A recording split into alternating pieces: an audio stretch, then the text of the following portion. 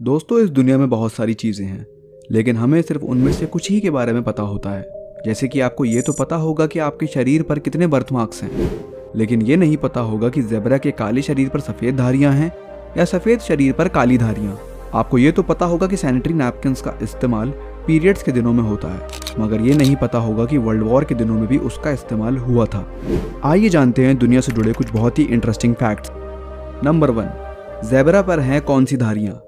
यह तय करना तो बहुत मुश्किल लगता है कि ज़ेब्रा का मुख्य रंग क्या है, यानी कि ज़ेब्रा के काले शरीर पर सफ़ेद धारियाँ हैं या सफ़ेद शरीर पर काली।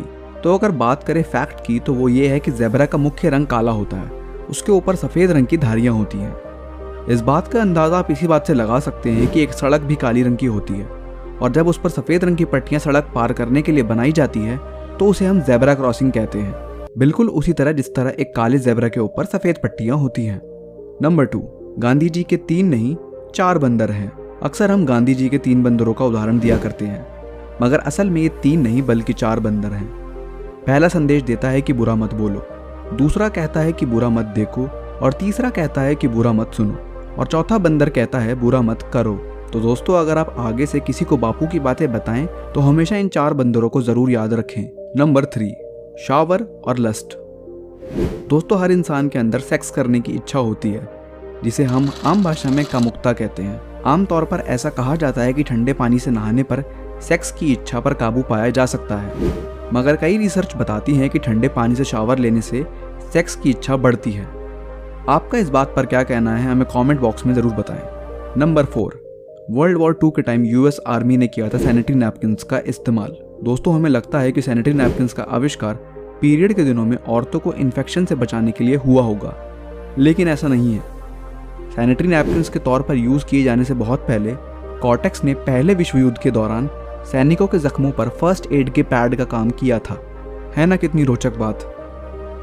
नंबर 5, ब्रूस ली और उनका अंगूठा। बेहद पॉपुलर एक्शन हीरो रहे ब्रूस ली के बारे में कई तरह की बातें प्रचलित हैं। इनमें से कुछ बातें सही हैं, लेकिन कुछ को बढ़ा चढ़ाकर कहा गया है। मगर ये सच है कि ब्रूस ली अंगूठे और एक उंगली की मदद से ही एक हाथ से पुशअप्स कर लिया करते थे।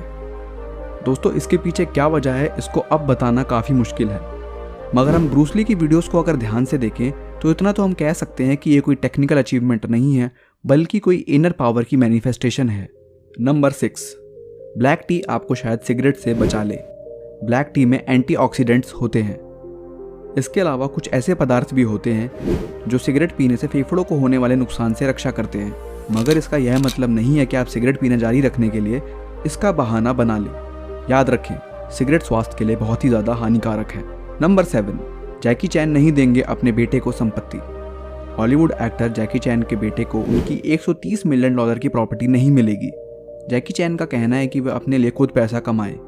वो ऐसा कहते हैं कि अगर वह ऐसा नहीं कर सका तो वो मेरे द्वारा कमाए गए पैसों को भी बर्बाद कर देगा। दोस्तों, जैकी चैन की इन बातों से सच में यह कहा जा सकता है कि उनकी वॉरियर ट्रेनिंग उनकी परवरिश में भी झलकती है। नंबर 8, रोहतांग पास नहीं है घूमने की जगह।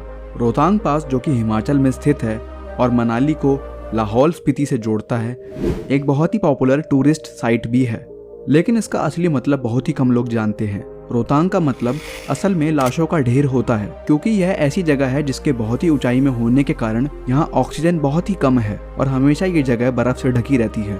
दोस्तों, आप भी अगर इस जगह घूमने जाने का मन बना रहे थे तो अपने प्लान में सावधानियां जरूर बरतें। नंबर 9, जेल से भागकर आशिक ने मनाया वैलेंटाइन डे।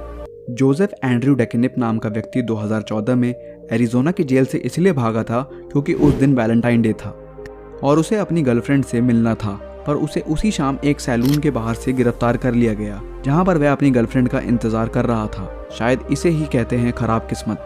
दोस्तों, आप अपने पार्टनर से वैलेंटाइन डे पर कहाँ मिलने गए थे, हमें कमेंट करके ज़रूर बताएं। और ये वीडियो अगर अच्छी लगी है तो इसे लाइक और शेयर ज़रूर करें, और जाते जाते चैनल को सब्सक्राइब करना ना भूलें। धन्यवाद।